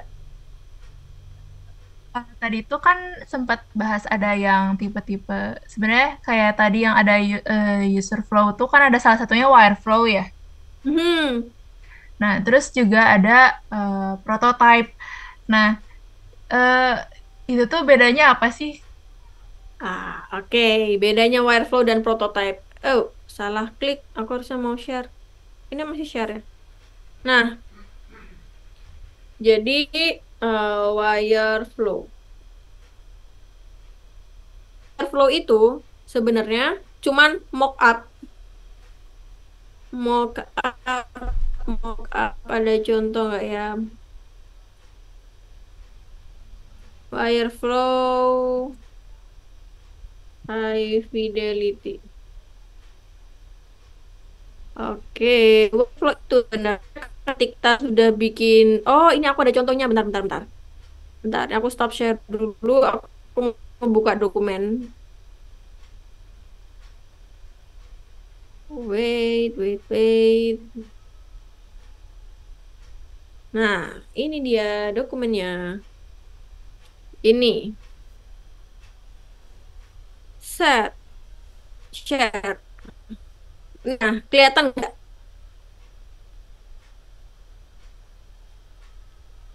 Kelihatan, Kak.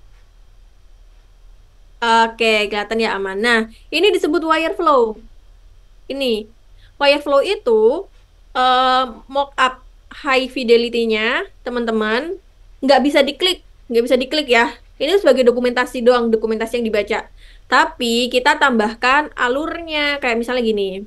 Nah, kita ngomongin flow use ya. Use apa nih? Link payment first time. Oke, ini untuk first time user. Misalnya ada orang mau melakukan pembayaran. Dia klik mana nih dari apa namanya satu page ini. Berarti dia klik yang link payment ini tandanya kan.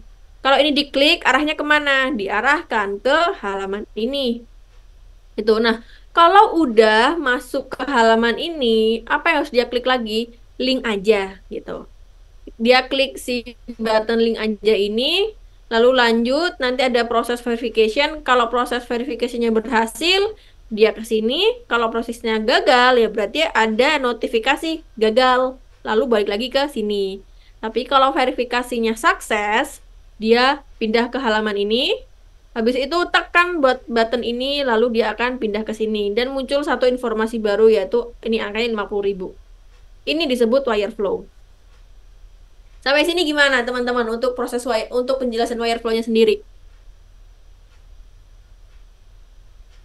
Sama Mbak Rusda, kira-kira aman nggak nih Mbak? Kak. Hah? Maaf, Iya, aku kayaknya kayak putus-putus. Halo? halo Kak. Ya, ya, gimana Mbak? Eh, Kayaknya cukup, tapi aku boleh bikin ini nggak Kak? Kayak narik kesimpulan dulu. Takutnya salah gitu. Gimana, gimana? Gimana? Eh, Berarti kalau misalnya yang Wireflow tuh apa ya, belum belum secara interaksi yang real kayak usernya kayak gimana gitu. Maksudnya kayak belum dianimasiin lah intinya kayak gitu. Kalau Yes. misalnya si wireframe mah, kalau wireframe itu tuh apa namanya, cuman sebenarnya mirip kayak yang diagram tadi, yang mirip kayak flowchart itu, cuman bedanya ini tuh ada tampilan secara wireframe-nya gitu. Yes, benar. Benar. Oke. Benar, bedanya dengan si Makasih user flow. Kak. Ya, sama-sama. Bedanya dengan user flow dan flowchart atau apapun itu, bedanya dia nggak pakai tulisan lagi. Dia pakai si mockup yang udah bagusan ini, gitu. That's why namanya wireflow, dari kata-kata wireframe plus flow, gitu, wireflow. Nah, kalau prototype itu sendiri adalah hasil. Bentar, aku pindah share screen. Hasil ketika prototype in Figma. Ketika desain kita itu sudah bisa diklik-klik gitu guys. Ada nggak ya GIF animasinya? Kayak nggak ada. Kayaknya kalau misalnya dia udah bisa diklik-klik, mana ya tadi Figma. Nah, kelihatan nggak Figmanya? Kelihatan ya? Kalau prototype, ini anggaplah aku bikin contoh ya. Ini aku bikin ada satu halaman. Aku kopas nih ke halaman berikutnya. Prototype itu, terus habis itu aku bikin sebuah tombol trigger ya kalau diklik ini. Nah, prototype itu adalah hasilnya kayak gini. Ini aku arahkan, kalau ini diklik, dia akan mengarahkan ke halaman ini. Ini biar ada pembedanya, ini aku kasih penanda kayak gini. Gitu ya. Nah, terus kalau diklik ini lagi, si merah-merahnya balik lagi ke halaman ini. Nah, ini adalah proses prototype. Coba ayo kita cobain yuk. Bisa berhasil nggak prototipenya? Kita klik yang preview. Ini muncul kan, ini previewnya di HP. Bentar. Lemot. Bentar guys. Nah, prototipe seperti ini hasilnya. Ketika ini aku mengarah ke sini, aku klik, dia langsung pindah. Ini aku klik lagi, dia langsung pindah ke sini. Nah, ini disebut prototype yang udah bisa diklik-klik. Gitu. Sampai sini gimana, teman-teman?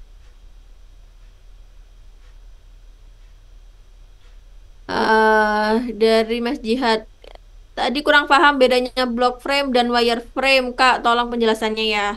Sebenarnya bedanya block frame, wireframe, sebenarnya itu mereka sama-sama wireframe namanya ya. Cuman kalau block frame itu, mana ya PPT-nya tadi? Block frame, block frame, block frame, block frame. Tadi mana? Nah, ini dia ya. Block frame. Dia itu cuman sketsa kasar kotak-kotak ini doang, cuman pembagian layouting gitu. Sebenarnya mirip, cuman biasanya ini tuh masih sekedar proses gambarnya yang ala kadarnya gitu loh. Jadi biasanya ini orang-orang bilangnya ini low fidelity, middle fidelity, dan ini high fidelity. Tapi kenyataannya pada proses kerja, dua proses itu hampir nggak pernah dipakai. Serius guys, karena lama gitu. Bedanya cuma itu doang. Kalau ini kan udah lebih jelas ya, udah ada title-nya, udah ada ntar bentuk fotonya bulat atau kotak kayak gitu. Terus ada berapa kotak dalam satu halaman kayak gini. Itu jadi agak lebih detail, kayak agak-agak doang gitu. Terus tadi siapa lagi nanya? Kak izin tanya, dari Mbak Dena, dari semua tahapan tadi sampai prototype itu nanti di lapangan kerja dan di kerja itu semuanya stepnya bakal dilalui apa enggak? No, nggak dilaluin semua.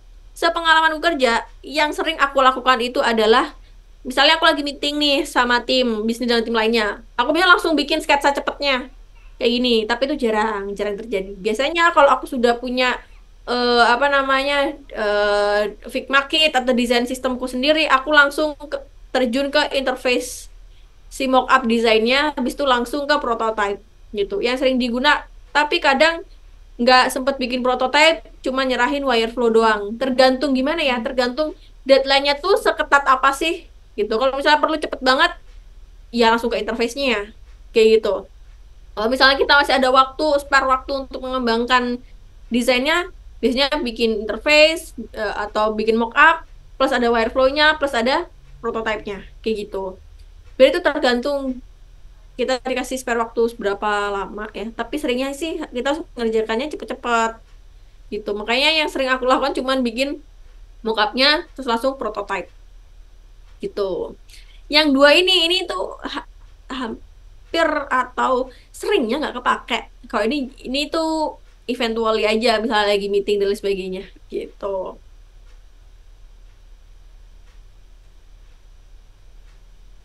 Pakai template boleh nggak kalau mepet, Mbak Dena? Iya, pakai template aja nggak apa-apa.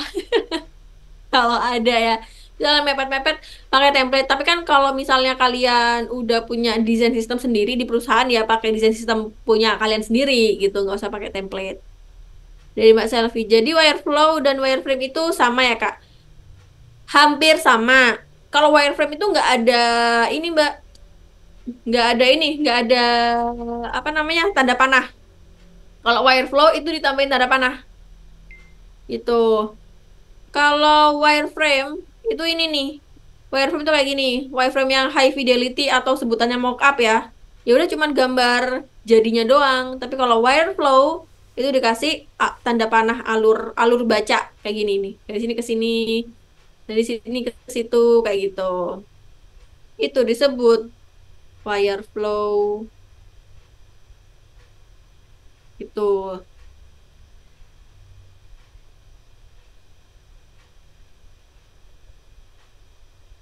Oke, sebelum apa namanya sebelum kehabisan waktu, aku mau ngasih tahu ke teman-teman tugasnya teman-teman ya. Jangan lupa guys, kalian punya tugas, wehehehe, yang akan kita bahas di besoknya banget. Ini ya, latihan untuk teman-teman bikin apa, bikin user flow dan sketsa. Nah, tadi seperti yang udah aku jelasin, wireflow-nya seperti apa ya. Kalian bikin dari start hingga akhir. Nah, tapi temanya itu adalah landing page, tour, and travel. Jadi kalian silahkan bikin landing page. Landing page itu apa? Landing page itu kayak gini loh, guys. Landing page itu tour and travel. Landing page itu adalah halaman marketingnya perusahaan untuk menjual produk mereka. Oh, lemot. Kayak gini. Nah, ini halaman landing page. Silahkan bikin halaman kayak gini ya. Bikin user flow untuk landing page seperti ini. Gitu. Nah, selain bikin user flow-nya, bikin apa lagi? Bikin ininya. Sketsanya juga. Ini. Ntar aku slideshow lagi. Ini ya. Bikin sketsanya sekalian. Jadi nanti idenya kalian mau kayak gimana nih? Kalau ini diklik arahnya kemana? Halaman apa nih? Halamannya apa? Kayak gitu. Nah, ini udah ada ketentuannya ya. Apa aja yang perlu ditampilkan? Ada galeri foto, terus ada penawaran paket perjalanan, terus memiliki fitur kontak agen perjalanan, ada fitur booking paket, dan lain sebagainya. Dapat informasi mengenai perusahaan itu tuh dari namanya apa, berdirinya kapan, dan lain sebagainya. Fasilitas benefit dari masing-masing paket perjalanan. Sketsanya. Terus habis itu ini ya ketentuan tugasnya, ide bisnisnya tour and travel. Nanti teman-teman bikin from scratch ya, kalau bisa. Terus habis itu Eh, untuk jumlah tahapannya mau seberapa panjang, seberapa pendek, aku bebasin ke teman-teman. Untuk device-nya mau di web atau mobile, Kak, bebas kalian pilih. Bikinnya di mana? Di Figma gitu. Terus kalau bingung silahkan cari referensi yang ada di internet gitu. Dibikin sederhana atau kompleks, Kak? Apa tugasnya? Bebas. Kalau mau bikin kompleks nggak apa-apa, mau bikin simple nggak apa-apa. Goalsnya adalah kalian belajar bikin wireflow dan sketsa. Sketsa UI UX ya. Deadline berapa hari? Besok. Besok udah kita bahas. Di pertemuan besok ya. Di pertemuan besok kita udah bahas. Terus gak sampai high fi. Yap, tidak sampai high fidelity. Cuman user flow dan sketsa. Tapi kalau misalnya Mbak Nadinda pengen sampai high fidelity nggak apa-apa, gaskan langsung lanjut. Terus kalau masalah website kan ya Kak, iya apa namanya marketing websitenya. Tapi nggak harus dalam device web atau desktop ya. Kan mau bikin dalam device mobile phone juga nggak apa-apa. Nggak harus dalam web. Kalian bikin frame-nya itu untuk dibuka ketika dia lihat di HP juga bisa kan gitu. From scratch itu apa? From scratch itu maksudnya dari awal. Maksudnya kalian itu nggak kopas dari kerjaan orang lain. Kalian benar-benar membangun tugas itu sendiri. Masa kagak boleh milih bebas, kirain harus website, enggak bebas ya, mau mobile, mau dari HP atau dari laptop, ya bebas. Mobile phone ini mah kenapa apps? Ah ini nggak bisa diedit. Sorry, dari mobile phone atau dari web browser, web, desktop, desktop, desk, gimana sih? Typo lagi desktop. Nah, intinya dari laptop atau dari HP bebas. Untuk link pengumpulannya bakal diinfo di day 5 ya guys. Itu dari Mbak Aisyah. Oke, absen. Oke, dari Mbak Rusda. Nanti pengumpulannya pakai link Figma Kak. Iya, pakai link Figma aja. Tapi kalau misalnya dari tim di bimbingnya ada format pengumpulannya di dalam sebuah dokumen Google, ya berarti linknya kalian masukin aja ya, link Figma-nya. Kalau bisa, jangan lupa ya teman-teman, ingat, link Figma-nya itu harus dibuka untuk semua orang, jangan dikunci. Ingat, link Figma harus dibuka. Kayak biar bisa dilihat oleh orang lain. Kadang biasanya itu orang suka lupa kan, iya udah share link Figma tapi nggak bisa dibuka, perlu permission dari Mbak Claresta. Apakah nanti ketentuan tugasnya akan dikirim di grup? Itu nanti akan dijawab sama Mbak Aisyah. Dimas Rizal. Terus sketsanya mengerjakannya di Figma juga? Iya, di Figma juga. Bukannya itu coret di kertas ya Kak. Kalau misalnya kalian mau nyoret di kertas nggak apa-apa, habis itu difoto masukin Figma. Gitu aja. Slide 44 Kak yang tugas 2. Kenapa tugas 2? Kenapa ya Mas Rafiq? Tugas 2. Oke. Lanjut dari Mbak Aisyah. Iya teman-teman, jadi dikerjain dulu aja sesuai instruksi dari Kak Almira. Nanti briefing pengumpulannya bakal diinfo lebih lanjut. Oke, itu tadi yang dari Mbak Aisyah lebih lanjut. Oke, sampai sini gimana teman-teman? Ada yang mau ditanyain tidak? Masih bingung tidak?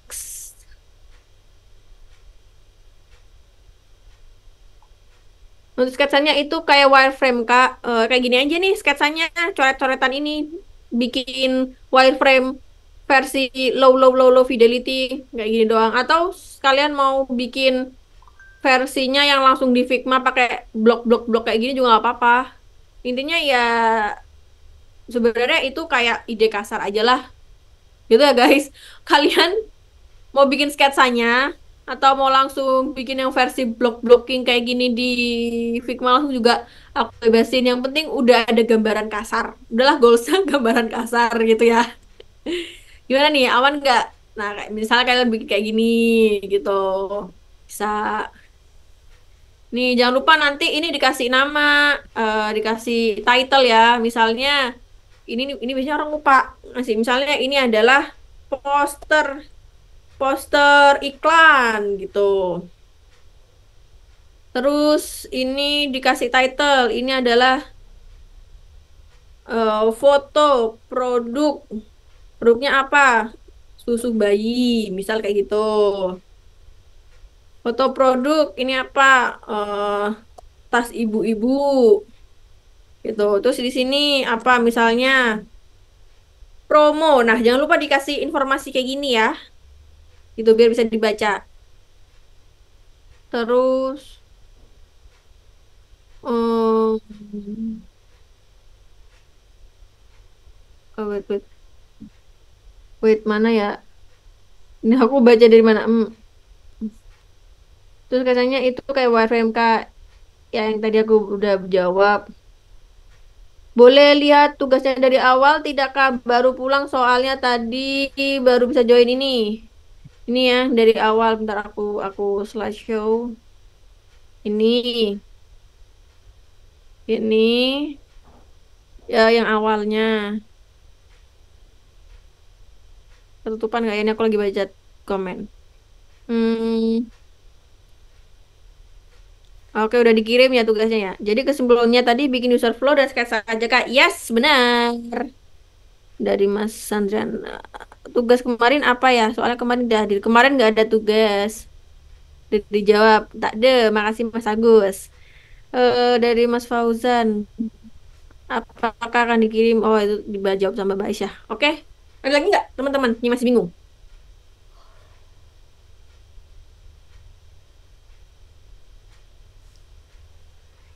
Ini ya tugas yang satu.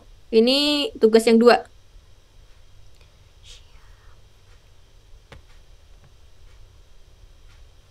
Udah sketsanya itu di Figma ya Kak, bukan di page pulpen gambar tangan. Boleh mau di kertas pakai pulpen, ntar di foto taruh di Figma nggak apa-apa, atau langsung di Figma juga nggak apa-apa. Silahkan dipilih ya teman-teman. Ini tugas duanya. Terus ini adalah ketentuan tugas.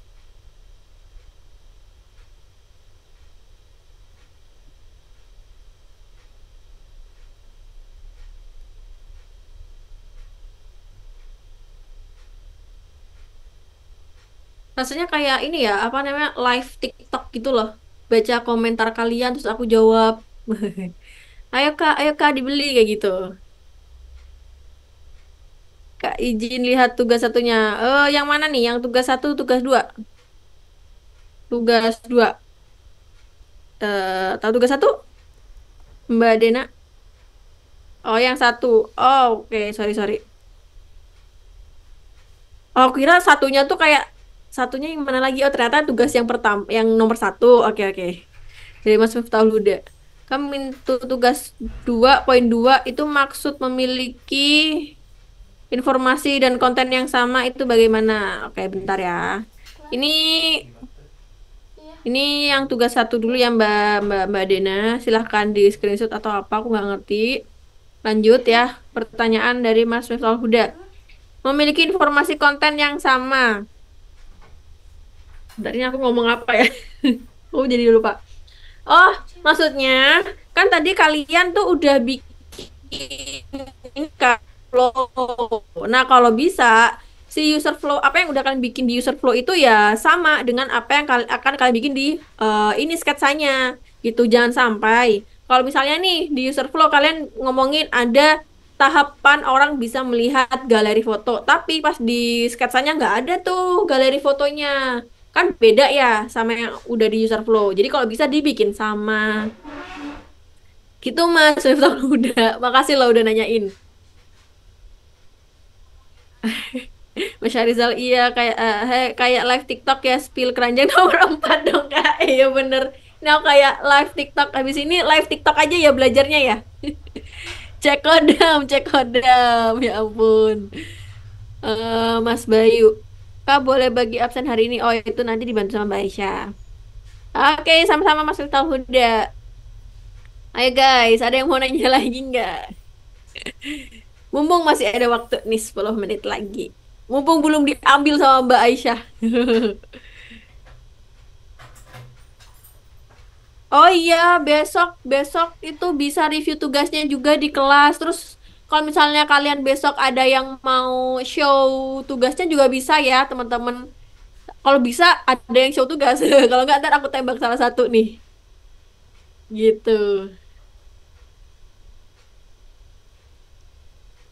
Hehehe, siap-siap aja. Ntar aku pendem kalau nggak ada yang maju. Waduh.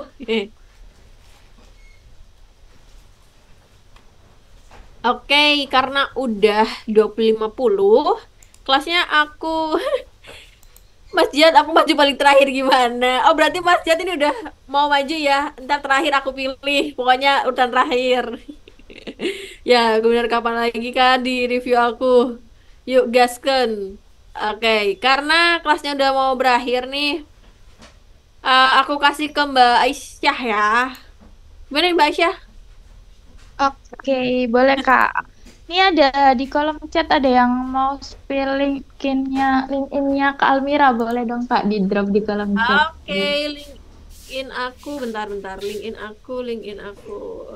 Oke, mungkin nanti bisa mutualan sama Kak Almira di LinkedIn ya guys. Barangkali ada info-info loker gitu ya Kak. Semoga ada ya. Ntar aku kalau misalkan ada yang coba cari, aku coba bantuin.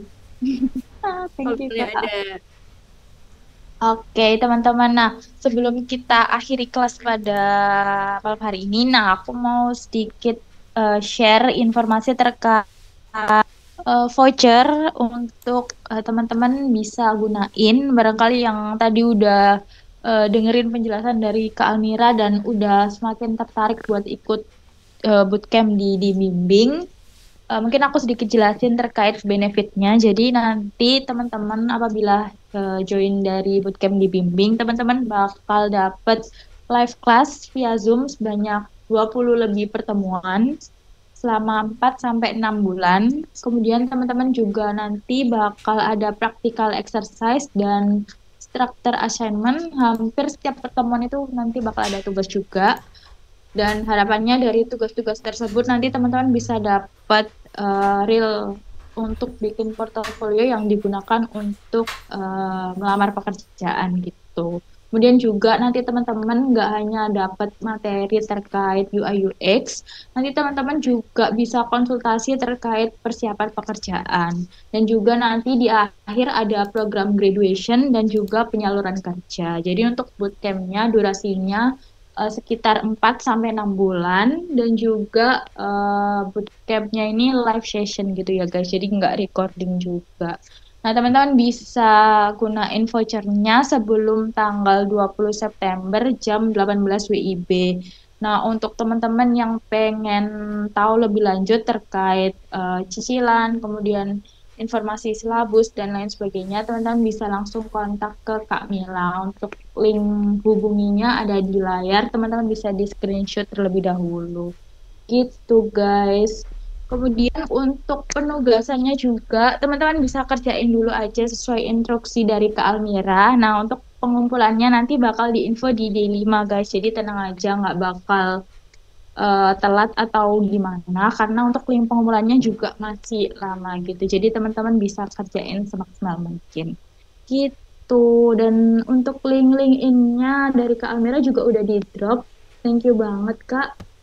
Nah, berhubung udah mau jam 9 juga nih Kak, kita bisa akhiri kali ya untuk kelas pada malam hari ini. Thank you banget ya Kak Almira atas waktunya. Besok kita ketemu lagi sambil review tugas dari teman-teman. Thank Iya. you Kak. Selamat malam. Besok malam. Besok jangan lupa ya Mas Saka Gilang sama Mas siapa tadi? Mas Jihad yang terakhir pokoknya. Ya, itu namanya. Oke, thank you ya teman-teman. Semangat ngerjain tugasnya. Selamat malam. Jangan lupa istirahat ya.